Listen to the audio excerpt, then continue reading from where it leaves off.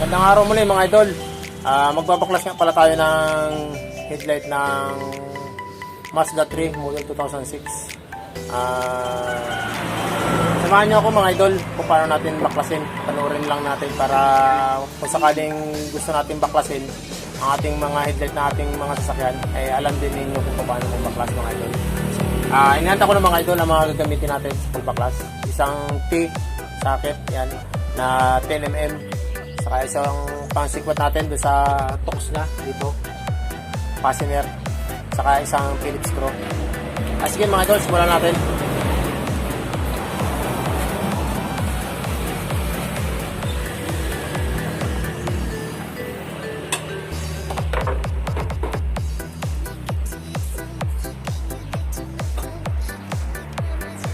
Ay, ganito mga idol, oh. Plastic lang ito mga idol.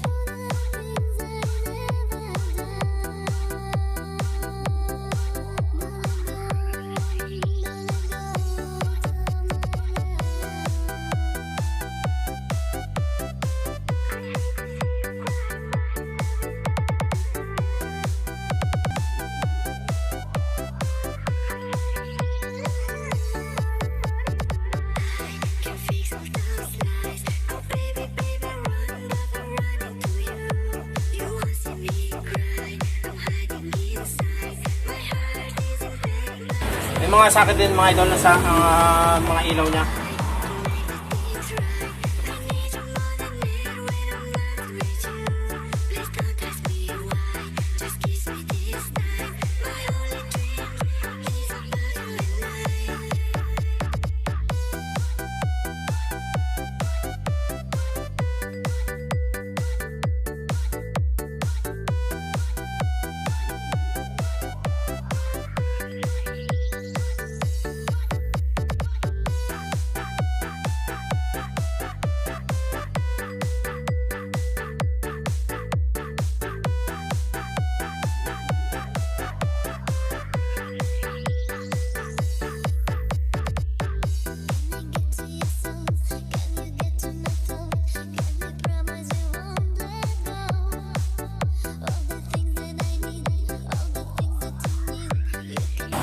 Gas tanggalin ito mga idol.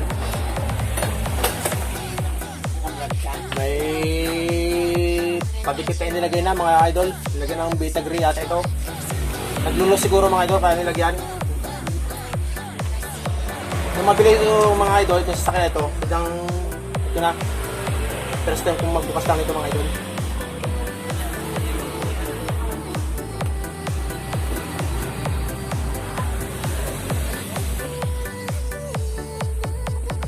Nadikitan yung kanyang lock. Sutin natin.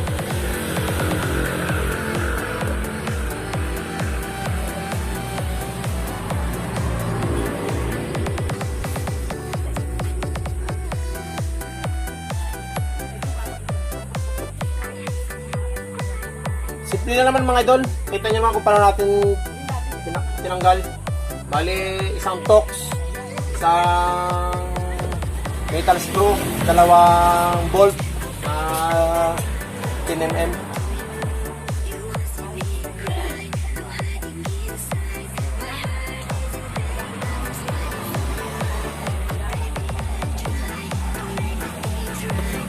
Nilagyan ng lock, ng dita gray yung lock.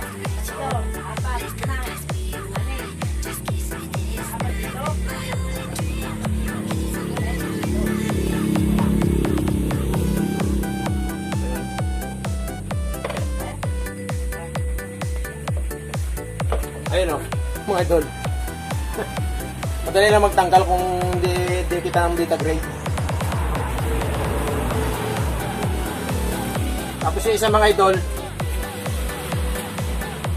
nilagyan ng balot at tape.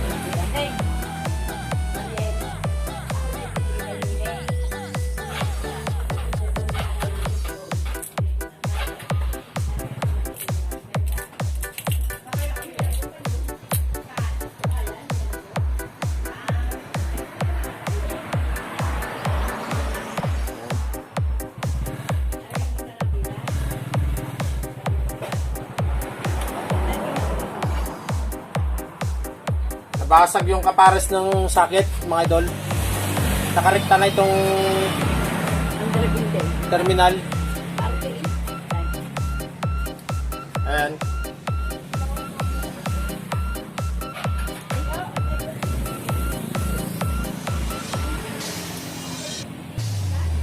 Picture natin mga idol. Pag may mga ganitong kaso ang inyong mga tatanggalin sakit, huwag nyo kalimutan mga idol, picturean nyo para hindi kayo malito. Kasi mahirap din maghanap. Mahirap magsunsun ng linya.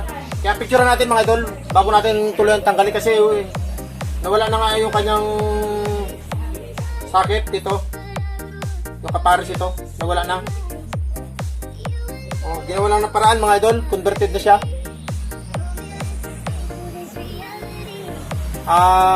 Ganun lang mga idol.